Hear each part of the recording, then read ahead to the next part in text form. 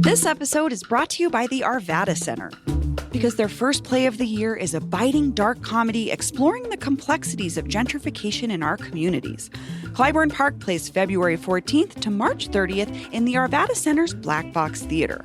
It was written as both an unofficial sequel and response to Lorraine Hansberry's famous A Raisin in the Sun. I mean, this play won a Pulitzer, people. It's a razor-sharp satire about the politics of housing, race, and gentrification. Tickets are available now at arvadacenter.org. That's arvadacenter.org.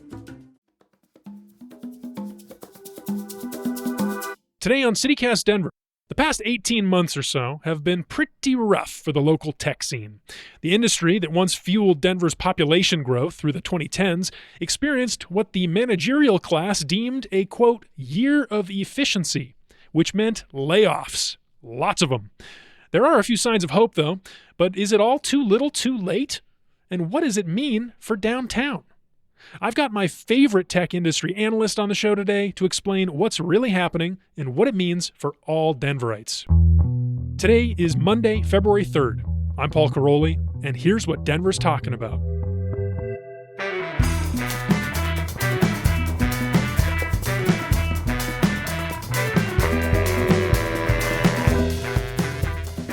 Jeff Kazimer, welcome back to CityCast Denver. Thanks. Glad to be here.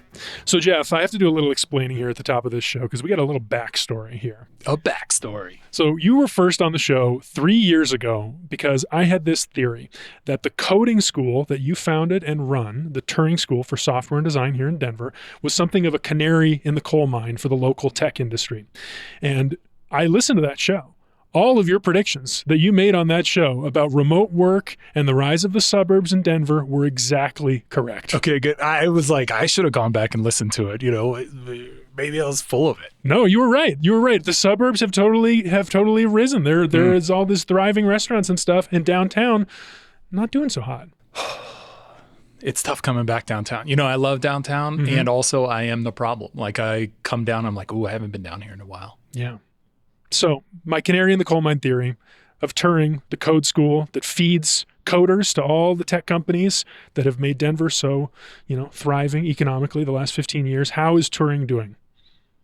It's been tough. Yeah, it's definitely been the toughest 2 years of my life. I think after it's been just over 20 years in education now, and I think have had a lot of ups and downs, but it was 2023 and 2024 was just down. Just felt like kind of L after L after L, and trying to keep pushing through and find a way to support the community and the people that we believe in. And didn't find a lot of help, didn't find a lot of support, didn't find any luck until maybe the very end of the year. Well, interesting. I mean, that sounds good. Sounds like there's some glimmers of hope. Maybe that tells us a hint of what's to come for the bigger story here. The Denver spoiler story. alert. Spoiler alert. I like that. Well, let me talk about one thing in this email that you wrote to Turing alum, which I have to disclose now includes my wife. It completely changed our lives. But you wrote about one of the challenges that you've faced in the last couple of years was, quote, foundations who helped support Turing for years now only want to tell me how AI is going to replace software developers. And there's not enough funding to keep pushing forward. It's tough. People outside of tech don't really understand what tech is. You know, I think that's true of most industries. And yet tech is always kind of in the news or in the workforce space. You know, we're talking about preparing people for technical roles and so forth. If you're not a technical person, it's kind of difficult to understand, like, what does it mean to be prepared for a technical role? As a software developer, you can use AI to generate a lot of code. Is it good enough to deliver products and, build features and all these kinds of things that software developers have to do? Probably not. It's helpful, and it's an accelerator. So then what it leads to, I think, for non-technical people is a degree of fear and uncertainty. And when it relates to looking at this industry, the questions there are, what does this mean? Are these jobs going to exist anymore? And so if we're not sure that software developers are going to exist, is it then responsible to be educating and training people to be software developers if you think maybe you're running them straight towards a cliff? And that's a fair question. What's been frustrating is that folks have maybe been a little bit slow to find or see the answers. Well, that's interesting because the last year or so, what I've heard from people who work in this world is that as AI has risen, the other main storyline has been layoffs. Yes. All the managers talk about a quote year of efficiency, and Yep. that means some people don't have their jobs anymore. I know that's a big issue at a lot of tech companies here. For sure. What's the connection that you see there? Yeah, it's really been, in my opinion, and I think it's fair to have other opinions, but it's kind of two collinear stories more than it is two intermingled stories. The rise of AI is not what led to layoffs in the tech industry. What really led to those layoffs was inflation. And as inflation increased, you saw federal policy work to combat that inflation by raising interest rates, which lowers investment. So then historically, if you lay people off, it's a sign that the company's going out of business, right? You're struggling. I've been there. I've laid people off. It's heartbreaking, and only did it because it was the last possible option before closing the doors, right? If you look at the tech industry, I often ask people, even in the industry, give me the biggest 3 companies that failed in the last 2 years. And that's what the list sounds like. Yeah. Now there have been acquisitions and, mergers and all these kinds there's been some movement, but you don't see in the 98, 99 .com crisis, you would see these pets.com where it's this massive valuation and then it's just out of business. Yeah. You don't, even if you look around in Denver, you won't find that destruction story. So then it's okay, if no one went out of business, or very few tech companies went out of business, yet they did all these layoffs, and layoffs are typically an indicator of going out of business, there must be something to the story that we're missing. Well, this brings me back to a point that when we were chatting off mic, you made about Elon Musk and Twitter. He did all these layoffs, and yet Twitter X is still going. And you made an observation. Kind of. It's whatever. A lot of people are going to have dumpster opinions that's about on that. fire and still rolling down the road. You're yeah, it's rolling. But you made an observation about that and how he's kind of set the tone for this trend and why he might have done that I had not heard before. And I would love for you to share that. Yeah, I just, the tech industry likes to think of itself as very vanguard, right? And we don't follow the rules. We do what we want.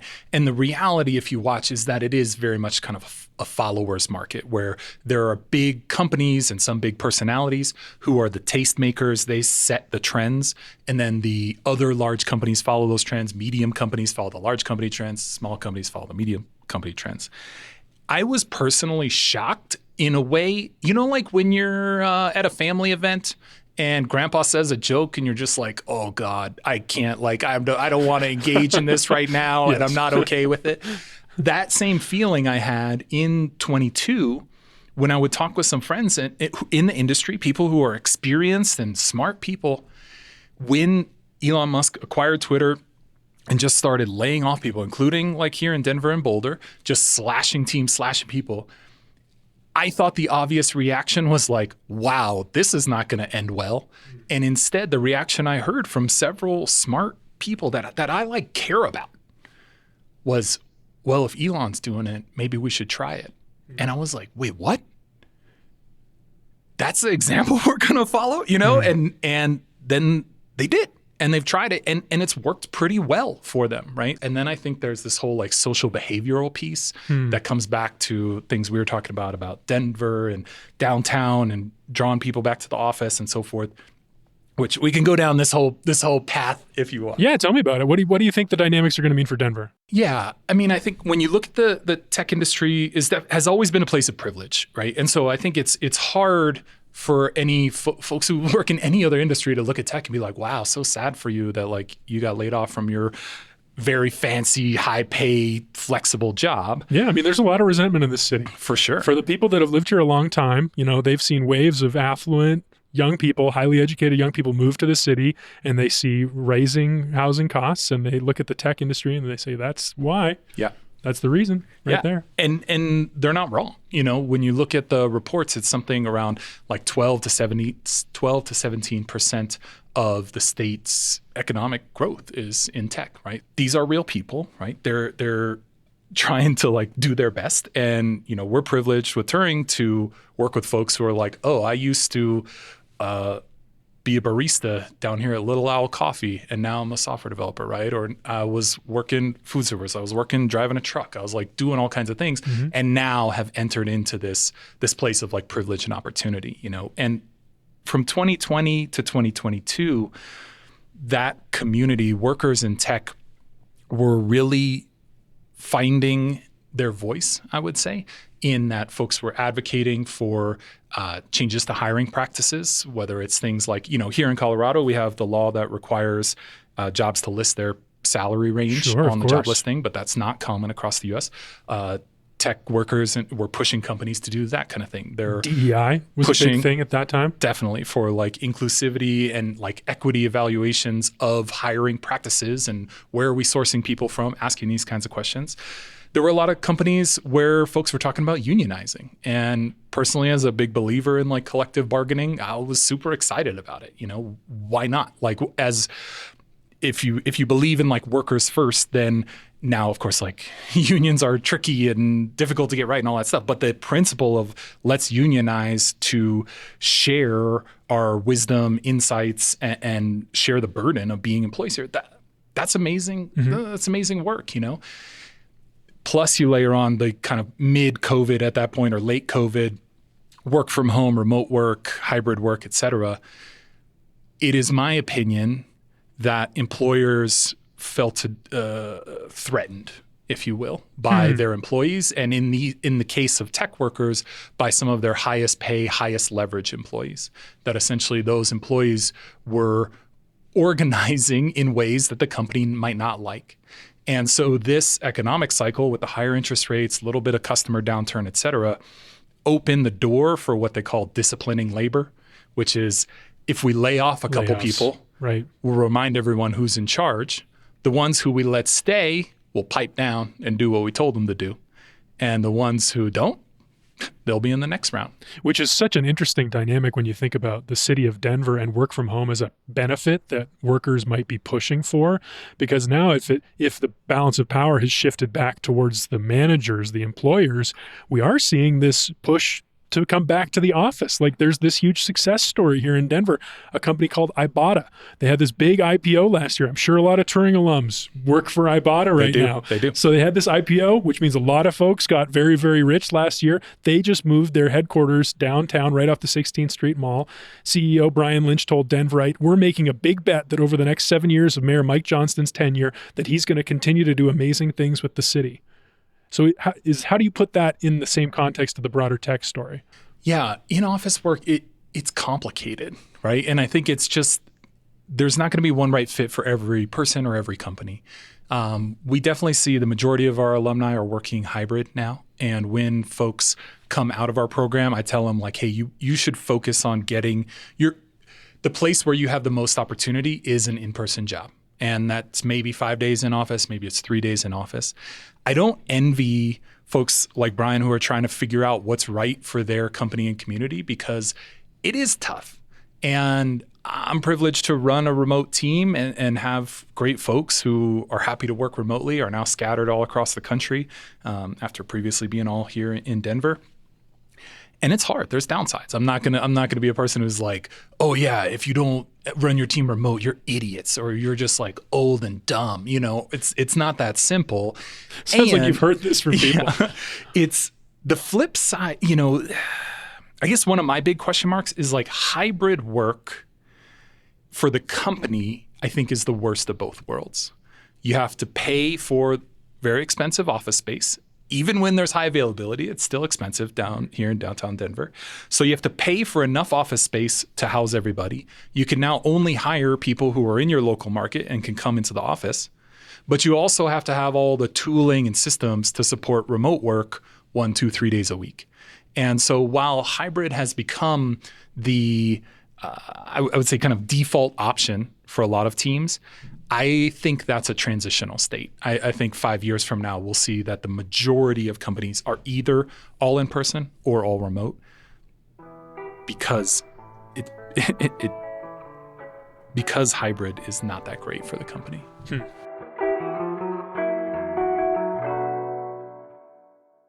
Girl, you have got to try this Laneige lip mask. Trust me, my lips needed that love. Love these vanilla vibes from Kayali. That top note is just so smooth. Smooth and stunning. That's what you get with this K18 hair mask. Those brands everybody's talking about, they're at Sephora. Discover the hype with the hottest names in beauty, including Laneige, KLE, K18, and Rare Beauty. Only at Sephora. The PC gave us computing power at home, the internet connected us, and mobile let us do it pretty much anywhere. Now generative AI lets us communicate with technology in our own language using our own senses. But figuring it all out when you're living through it is a totally different story. Welcome to Leading the Shift, a new podcast from Microsoft Azure. I'm your host, Susan Ettlinger. In each episode, leaders will share what they're learning to help you navigate all this change with confidence. Please join us. Listen and subscribe wherever you get your podcasts. Let me bring back to the Ibotta for a second, because the story with Silicon Valley and how that place got so successful, so centralized with power and money, is that one company got successful, a lot of people got rich, and then they invested in a bunch of things, including some other companies that then got even bigger and richer and more successful. And it was this cycle. So a place like Ibotta, a lot of rich people, newly rich, are we going to see that same cycle here, do you think? I think yes. It's generally slower than you might want it to be. However, it is a place where AI, I think, will play a role, where the trajectory for a successful tech company over the last 10 years was to start small and grow big as fast as you could, right? Sure. And get to thousands of employees, maybe 1,000 plus technical people, but then also sales and customer support and all these kinds of things. I'm not a big fan of the tech oligarchy, but one thing that I thought was smart and right, at least thought-provoking, that Sam Altman from OpenAI said, is that thanks to AI, we'll see the first billionaire solopreneur. And I doubt that's true, but the thinking is correct, that I think the next real successful companies in these spaces will be 50 people, will be 250 people, and at that point be generating enough revenue and so forth to push towards like the IPOs or exits or acquisitions and so forth. I think AI will allow companies to stay small or stay smaller and be real successful. Which has its own labor implications, of course. But the money, is there enough money here? Are people investing back in this scene enough during this downturn where there is that entrepreneurial energy among these people that have been laid off in the last couple of years? This is, I think, one of the big questions for 2025. Inflation has been a little bit more sticky, as they say, than it was looking, beginning of the fall, it was like, oh, inflation's trending down. Well, it's actually been trending pretty flat. And I think as a consumer, you want to think inflation down means prices go down. That's not what they're saying. They're just saying prices are going to go up more slowly than they've been going up, right? So as we look into 2025 here, I don't think you're going to see a significant increase in investment. Interesting. And so there's kind of a lot of money like sitting on the sidelines right now. And does it unlock in the coming weeks? Is it 6 months? Is it another 18 months? It's hard to say. Once it starts moving, then because it is kind of a follower's market, it's, oh, so-and-so is making investments. Oh, let's go, let's do a thing. Sure. Let's pull in something. So I think it can move relatively quickly. And when companies like this, when you get an investment, when people see so-and-so company, they got $100 million, and you're thinking about your personal finances, is like $100 million, it might as well be like $1 trillion. It's just an unimaginable number. Companies are not supposed to make what you and I would consider smart choices with that money. They're supposed to spend it. They're supposed to spend it very fast. Typically within 2 years, 18 months is better. And so when you take investment in the tens of millions of dollars, you typically turn around and post jobs right away. That's how you spend a lot of money quickly, is bringing a lot of people in. Post Your jobs. hope. Maybe sign some leases downtown. Yeah, come on down. It was a couple months ago, I heard a stat that like downtown there was a bit of a celebration that downtown was back to 60% occupancy, was back above 60%. Sounds about right. And it was like, wow, that's rough. Like we're celebrating 60%. And to your point, like you can feel it. It still feels kind of ghosty down here. Do you notice, like, being around day to day, I would guess that Tuesday, Wednesday, Thursday, those are the most like common in-office days. Yes. Do you notice it on the street? Oh, yeah. During the day on the street, Tuesday, Wednesday, Thursday, downtown, beautiful. Greatest city in the whole wide world. Monday after work, Friday after work, if I'm like walking back to where I live right now in Whittier, it's like, oh my God, it's so bleak. Like these long nights in January on the street downtown, it's hard. COVID was a global tragedy. And there is part of me that wishes lockdown went a little bit longer, because I think we were on the cusp of some real interesting reimagining of space. And things like closing some of the blocks, here in Denver, there were several blocks closed the car-free streets. Car-free streets. That's always been my 8 years ago. I was like, if I was ever mayor of Denver, the first thing I would do is draw this big rectangle of downtown, and there's no cars in here, or it's cars until 7 a.m. Because if you watch traffic, again, like I used to sit outside on Blake Street at Little Owl Coffee, and you would just watch these trucks ripping through downtown, loud, can't even carry on a conversation outside. And it's clear that the way Denver's downtown is built and positioned, it is a pass-through. It's not just a destination, right? And so a lot of the traffic that you see, a lot of the cars you see on the street, they're not visiting local businesses. They're just getting from East Denver to West Denver, North Denver to South Denver, et cetera, right? And I think if we were to close more of that space and really try and push our community to be people-oriented instead of car-oriented, then you create those spaces like, right here on Larimer Square, where it's like, this is a beautiful space. And it's like, it's a block you want to walk and you want to peek in the windows and you want to say, oh yeah, we'll stop for a snack, or we should go to dinner here, A lot more of our downtown could be like that if we were willing to take the punches on excluding cars and trucks. Right. Well, I mean, they're working on it. I know the mayor's got big plans for downtown this year. They're planning some big party in May for the reopening of 16th Street Mall. Yeah. Everyone's got high hopes for that. We'll see. So let's just come back to Turing here for a second. What does the future look like for Turing?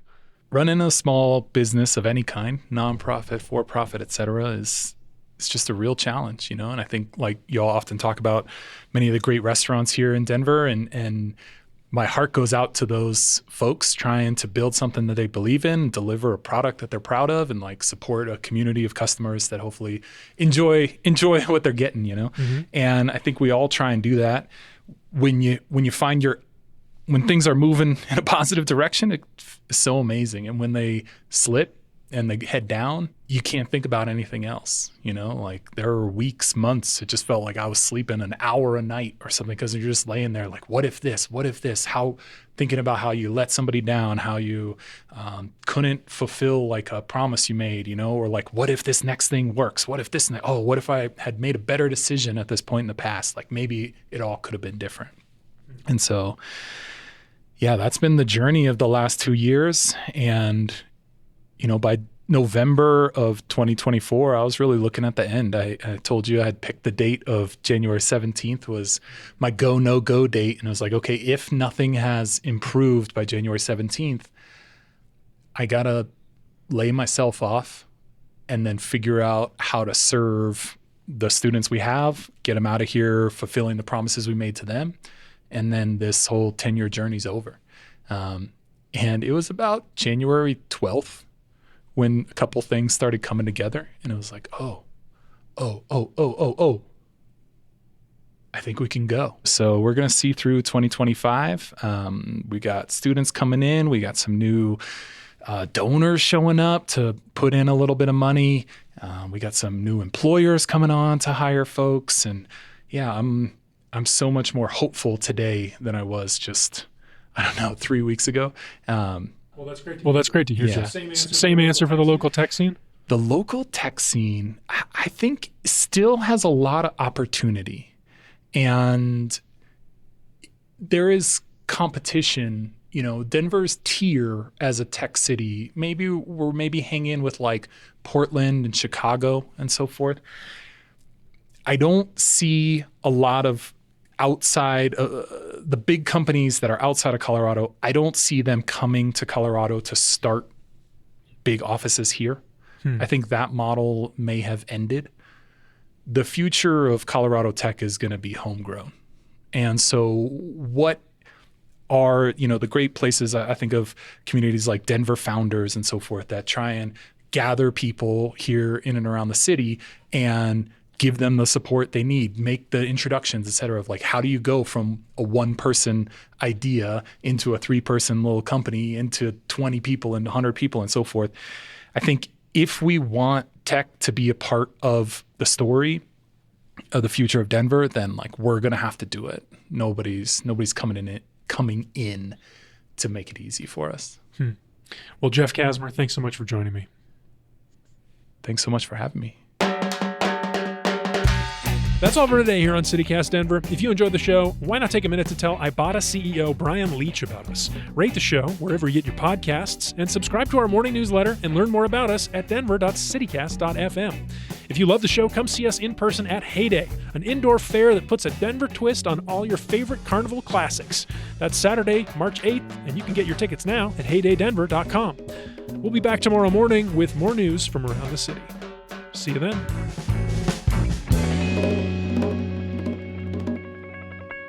I could do like another hour, Paul.